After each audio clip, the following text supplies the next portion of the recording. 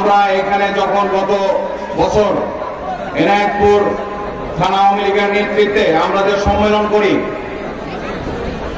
সদিয়া চাঁদপুর ইউনিয়নের সম্মেলন, সেই সম্মেলনের বিশ্বাস সাহেবের যারা প্রার্থী ছিল,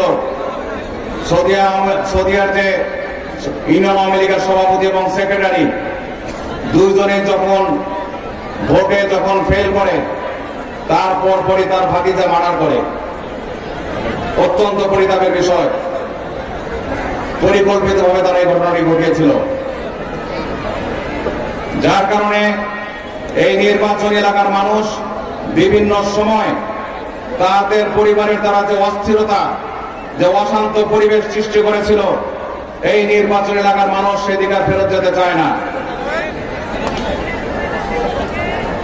তিনি আইন শৃঙ্খলা তার সময় এতটাই অবনতি করেছিলেন, অশান্ত করেছিলেন, যে নির্বাচন এলাকা ঢুকে বেড়া যেতে তার এই বেলকুচির যে পুলিশ প্রশাসন সেটা যথেষ্ট ছিল না। জেলা থেকে পুলিশ নিয়ে এসে তাকে ওই ইউনিয়নে ঢোকা লাগতো। গোটা ঢুকুরে বেড়া ইউনিয়ন আতঙ্কিত ছিল। এই আতঙ্ক সমগ্র নির্বাচন এলাকায় ছড়িয়ে গিয়েছিল, যার কারণে জননেত্রী শেখ হাসিনা এই সমস্ত চিত্র বিভিন্ন সংস্থার মাধ্যমে পেয়ে তাকে 14 সালে মনোনয়ন থেকে বঞ্চিত করেন। তিনি 18 সালে মনোনয়ন থেকে বঞ্চিত হন। নেরা বেলতলা একবারই যায়, সে 3 বার গেছে। 24 সালেও তিনি গিয়েছিলেন। মনোনয়ন থেকে বঞ্চিত হওয়ার পর জননেত্রী শেখ হাসিনা মনোনয়ন প্রত্যাশী যারা ছিল সকলকে তার বাসভবনে ডেকেছিলেন।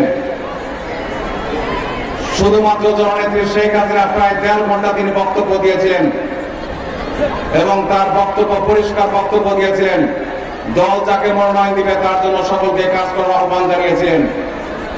তিনি বলেছিলেন, যদি কোনো আসনে দলীয় প্রার্থী আওয়ামী লীগের এগেনস্টে কোন প্রার্থী না থাকে, তাহলে একটা ডামি প্রার্থী করার কথা তিনি বলেছিলেন।